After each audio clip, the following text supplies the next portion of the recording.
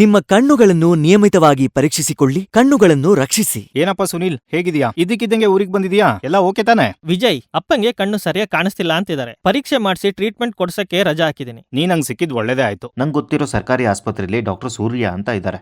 ತಕ್ಷಣ ಹೋಗಿ ಭೇಟಿ ಆಗೋಣ. ನಮಸ್ಕಾರ ಡಾಕ್ಟರ್, ಇವನು ನನ್ನ ಸ್ನೇಹಿತ ಸುನಿಲ್, ಇವರು ಅವನ್ ತಂದೆ. ಇವ್ರನ್ನ ಚೆಕಪ್ ಕರ್ಕೊಂಡ್ ಬಂದಿದೀವಿ. ಹೌದಾ, ಬನ್ನಿ. ನಿಮ್ಗೆ ಸಮೀಪ ದೃಷ್ಟಿ ದೋಷನಾ ಅಥವಾ ದೂರದೃಷ್ಟಿ ದೋಷನಾ? ನಿಮಗ್ ಡಯಾಬಿಟಿಸ್ ಇದೆಯಾ? ಹೌದು ಡಾಕ್ಟ್ರೆ, ದೂರದ್ದು ಕಾಣಿಸಲ್ಲ, ಇತ್ತೀಚೆಗೆ ಹತ್ರದ್ದು ಸ್ವಲ್ಪ ಮಂಜ ಕಾಣುತ್ತೆ. ಯಾಕೆ ಡಾಕ್ಟ್ರೆ? ವಕ್ರೀಕಾರಕ ದೋಷಗಳನ್ನು ಸರಿಪಡಿಸಿ ಮತ್ತು ಕಣ್ಣಿನ ಪೊರೆ ಶಸ್ತ್ರಚಿಕಿತ್ಸೆಯನ್ನು ಸಕಾಲದಲ್ಲಿ ಮಾಡಿಸಿಕೊಂಡು ದೃಷ್ಟಿಗೆ ಆದ್ಯತೆ ನೀಡಬೇಕು. ಕಣ್ಣಿನ ಸೋಂಕು, ವಿಟಮಿನ್ ಎ ಕೊರತೆ, ಅಪೌಷ್ಟಿಕತೆ, ಅಕ್ಷಿಪಟಲದ ಗಾಯ, ಆನುವಂಶಿಕ ನ್ಯೂನ್ಯತೆ ಇತ್ಯಾದಿ ಅಂಧತ್ವಕ್ಕೆ ಮೂಲ ಕಾರಣಗಳು. ಕಣ್ಣಿನ ಸಮಸ್ಯೆಗಳು ವಿವಿಧ ರೀತಿಯಲ್ಲಿ ಬರೋ ಸಾಧ್ಯತೆ ಇದೆ.